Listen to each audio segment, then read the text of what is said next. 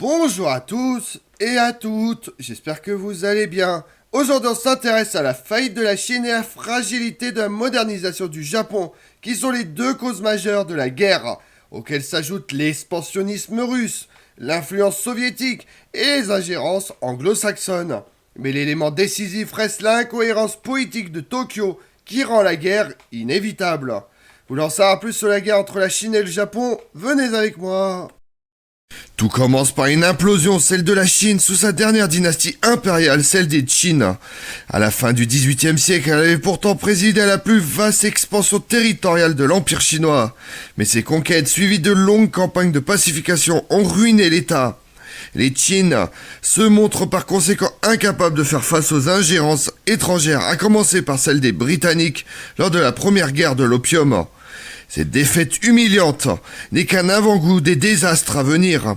Au milieu du 19e siècle, le cataclysme, la révolte des Taiping 1850-1864, conjuguée à une seconde guerre de l'opium, ébranle jusqu'aux fondations de l'Empire. La seconde guerre de l'opium 1856-1860 voit une alliance entre le Royaume-Uni, la France de Napoléon III réclamer la légation en Chine du marché des stupéfiants, ainsi que l'ouverture de Pékin et du commerce en Chine du Nord aux étrangers. Le refus des Qin entraîne une intervention et une nouvelle humiliation pour Pékin. La Chine sort exsangue de plus de 15 ans de guerre et de révolution qui auraient pu occasionner quelques 30 millions de morts, principalement civils par maladie et famine, plus que du fait des combats. Et la descente aux enfers n'est pas finie. Les puissances se jettent désormais avec avidité sur l'homme malade de l'Asie. En 1870, le Japon, nouvellement ouvert au monde, s'empare de Formose, l'actuelle Thaïlande.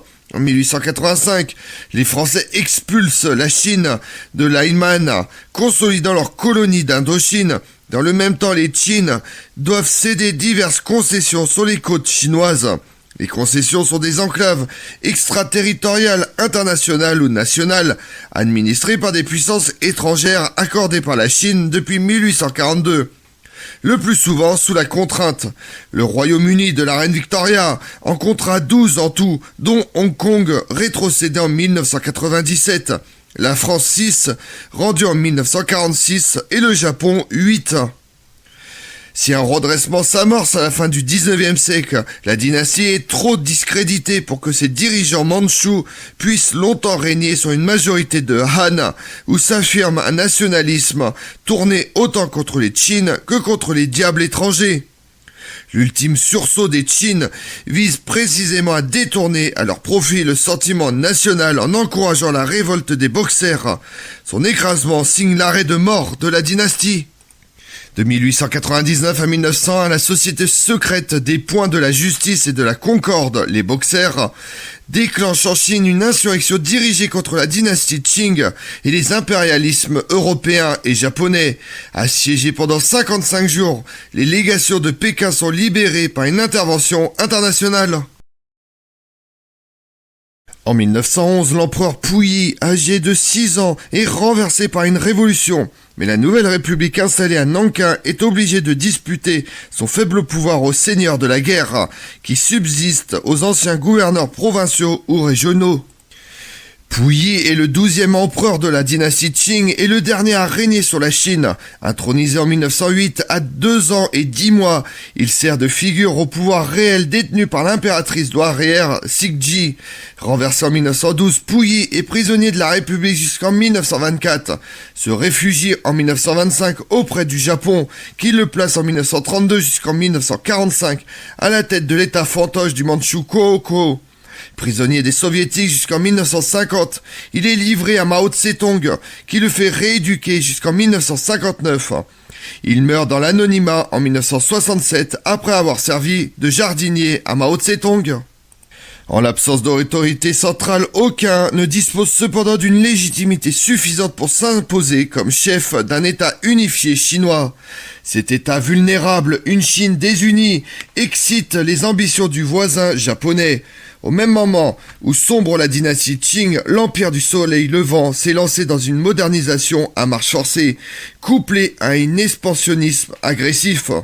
Après avoir pris Formose et affirmé sa souveraineté sur Okinawa, île considérée comme vassale de Pékin, le Japon se tourne vers la Corée.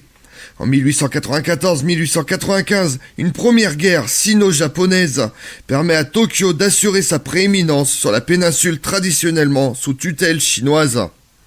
Ses succès en Corée et en Mandchourie inquiètent la Russie et provoquent un affrontement majeur en 1904-1905. La victoire obtenue, non sans peine, fait du Japon la puissance dominante en Asie. C'est fort de ce nouveau statut que Tokyo juge bon en 1915 de présenter aux autorités chinoises 21 demandes, des exigences en réalité. Leur ampleur suscite un tollé instantané, en particulier côté britannique et américain, qui contraint Tokyo à reculer, mais les demandes actent surtout la rupture entre le Japon et la fraction chinoise, alors nombreuse, le gratin des modernisateurs qui regardent le soleil levant comme un modèle et un appui potentiel. Cette possibilité d'association à bénéfice mutuel avec la Chine n'est pas saisie à Tokyo, et l'après-guerre voit au contraire les deux pays aller d'incompréhension en malentendu. Pour les élites civiles et militaires japonaises, le défunt empire du milieu n'est plus le modèle culturel d'antan, mais un vaste espace arriéré, au peuple avili, tout prêt à devenir le réceptacle des ambitions impérialistes de Tokyo. Les gouvernements de l'empereur Hishohito 1912-1926 et de son successeur Hirohito 1926-1989 ne perçoivent pas l'importance de la très difficile consolidation de la République chinoise entamée à partir de 1924 sous l'impulsion de Chiang Kai-shek et de son parti nationaliste, le Kuomintang. Au terme d'un conflit sanglant entre seigneurs de la guerre, la politique chinoise du Japon s'enferme dans ce que l'historien Mark Peiti présente comme un paradoxe, celui d'une Chine unie, soumise aux exigences japonaises. À l'incohérence de cette position s'ajoute l'éclatement progressif de la politique étrangère japonaise en plusieurs pôles autonomes, sinon antagonismes, souvent contre l'avis du ministère des Affaires étrangères. L'armée comme la marine poursuivent ainsi leurs propres objectifs, quand elles ne sont pas déchirées entre factions rivales. Les armées expéditionnaires japonaises du Kuomintang, de Chine du Nord ou encore le contingent naval de Shanghai jouent leur propre partition. La première est la plus influente et soutient à plusieurs reprises des seigneurs de la guerre en Mandchourie, à la fois pour lutter contre la consolidation de l'État chinois de Chiang Kai-shek et pour entraver l'influence soviétique. L'enjeu étant le contrôle du chemin de fer transmandchourien autant que la défense avancée de la Corée. Après avoir lui-même échappé à la soumission aux puissances impérialistes occidentales en proclamant l'ère Meiji, le Japon profite de sa supériorité militaire sur la Chine des Qin pour lui arracher avec l'annexion de Formose et de la Corée le contrôle de la mer Jaune et de la mer de Chine orientale. La conquête de la Mandchourie est le résultat de la rivalité de Tokyo et de la Russie impériale de Nicolas II, puis soviétique, mais aussi une réponse à la demande de sécurisation des approvisionnements en fer, charbon et matières grasses végétales. La prise de contrôle de la province du Yeol, puis le grignotage incessant vers Pékin sont le résultat d'une autre politique japonaise, la vassalisation politique et économique de la Chine. L'armée stationnée à Kuomintang, elle-même liée à diverses cliques politiques et industrielles, a été un des moteurs principaux de cette expansion rapide du Japon. Ces préoccupations poussent cependant les Japonais à entraver Chiang Kai-shek, alors même que le dirigeant nationaliste, formé au Japon et qui se sait trop faible, privilégie le compromis pour concentrer ses efforts contre le communiste. À son avis, la principale menace à court terme. En 1926, lorsque Chiang Kai-shek entame son expédition vers le nord pour s'imposer aux seigneurs de la guerre, les Japonais lui jettent des bâtons dans les roues, sans pouvoir d'ailleurs l'empêcher d'atteindre Pékin en 1928. La même année, cependant, les officiers de l'armée du Kuomintang font assassiner Zhang Zuling, le vieux maréchal contrôlant la Mandchourie. Ce crime devait livrer à l'armée du Kuomintang les clés de la région, mais il reste temporairement sans lendemain. L'année suivante se produit un événement crucial, une brève guerre frontalière opposant la Chine nationaliste à l'Union soviétique, pour le contrôle là encore d'un chemin de fer, celui de la Chine orientale. L'armée rouge, méprisée par Nankin comme Tokyo, inflige une défaite humiliante aux troupes de Chiang Kai-shek. Cette débâcle stimule la volonté des militaires japonais d'étendre leur contrôle direct ou indirect sur tout le nord de l'espace chinois. En 1931, des officiers de l'armée du Kuomintang organisent à Mukden un faux attentat sur le Trans-Mandchourien, prétexte à l'occupation de la Mandchourie. Les Japonais en font un état fantoche, le Manchukuo, ironiquement confié à Puyi, le dernier empereur de Chine de la dynastie Qing. L'affaire provoque un tollé qui conduit le Japon à quitter la Société des Nations et à rompre définitivement avec ses ex-alliés britanniques. Elle est également un désastre pour la Chine, dont la frontière nord est ramenée à la Grande Muraille de Chine, aux portes de Pékin, et le marché intérieur miné par la contrebande organisée par le Japon. En 1932, c'est Shanghai qui s'embrase. Les échauffourées entre troupes japonaises et chinoises dégénèrent en un mois de bataille rangée, opposant plusieurs divisions des deux armées. L'impunité dont ils bénéficient convainc les officiers japonais en Chine de poursuivre une politique de décomposition du pays en principauté rivale, et si possible vassale de Tokyo. En février 1933, l'armée du Kuomintang attaque directement les provinces de Yeol et de Hebei entre la Manchukuo et Pékin. Deux divisions nippones percent les maigres défenses chinoises et prennent le contrôle de la province en mai, avant qu'une trêve ne crée une zone démilitarisée, en tout cas pour les Chinois, au sud de la Grande Muraille. À partir de cette enclave, l'influence japonaise continue de s'étendre, tandis que la trêve humiliante consentie par Nankin mine l'autorité de Chiang Kai-shek déjà affaiblie. Les seigneurs de la guerre, qui ont fait allégeance au régime nationaliste, inquiets de devenir les prochaines victimes de l'expansion japonaise, mais aussi les citoyens ordinaires animés par un patriotisme grandissant, admettent de moins en moins l'attitude conciliante de Chiang Kai-shek.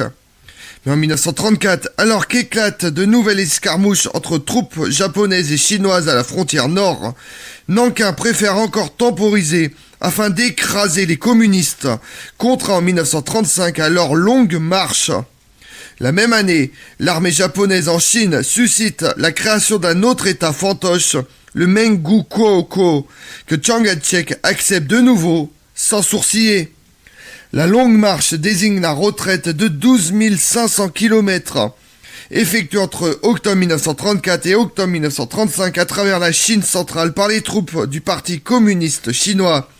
Sous la pression du Kuomintang, les 100 000 soldats partis, 7 000 sont arrivés. L'épisode mystifié consacre Mao Tse-tung comme chef incontesté du Parti communiste chinois. Cette fois, la coupe est pleine en Chine.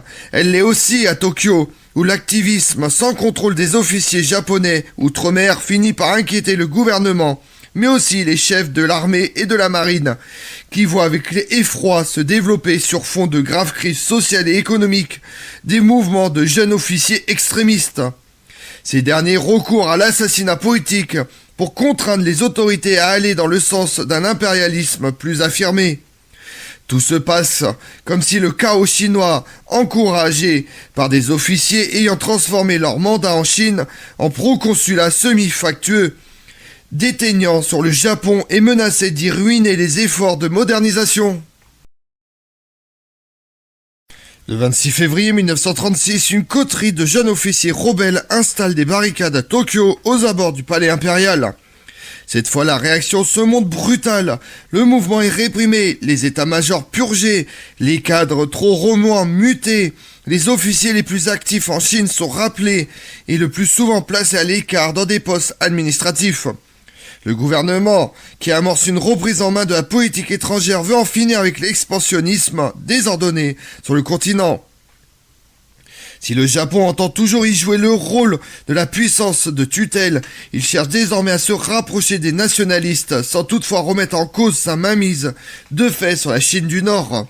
Ce retournement intervient également parce que Tokyo juge probable, à brève échéance, une guerre contre l'Union soviétique. L'armée impériale ne veut donc plus de diversion méridionale qui affaiblirait ses arrières en Mandchourie. De son côté, la marine, active au sud, mais plus discrètement que l'armée au nord, envisage, elle, un affrontement avec les États-Unis ou le Royaume-Uni dans le Pacifique et en mer de Chine, pour lequel elle réclame en part toujours croissante des budgets nationaux. Bref, l'heure est à la recherche d'un arrangement avec la Chine. Le problème est que côté chinois, cette ouverture n'est plus possible. Lorsque s'amorce le revirement du Japon, Chiang Kai-shek est contraint de raidir ses positions. Le chef nationaliste a compris que la construction de l'unité et d'un État fort implique un affrontement avec le Japon. Tout accord est désormais exclu, sauf à voir le Japon renoncer à ses conquêtes de fait depuis 1931, ou en tout cas depuis 1933. La rupture est consommée, et les Japonais ne le comprennent pas. Le 7 juillet 1937, alors qu'éclate, pour des motifs encore flous, une escarmouche entre armée impériale et nationalistes chinois aux abords du pont dit Marco Polo, aux portes de Pékin, les Japonais ne saisissent pas l'ampleur de l'incident. Les chefs locaux réagissent comme à l'accoutumée, ils mobilisent leurs forces, exigent excuses et réparations, pensant avoir affaire à une nouvelle échauffourée sans lendemain. Le commandement chinois sur place semble donner raison à cette lecture des événements en acceptant le 9 juillet une trêve aux conditions exigées par le Japon. Tokyo hésite dans le même temps sur l'attitude à tenir, privilégiant une solution négociée, mais dépêchant des renforts. Chiang Kai-shek, de son côté, tient son prétexte. Malgré les manœuvres dilatoires qui se poursuivent en partie au mois de juillet, il apparaît évident qu'il n'entend pas négocier. Le 27 juillet, en réaction, le gouvernement japonais annonce son intention d'instaurer un nouvel ordre en Asie.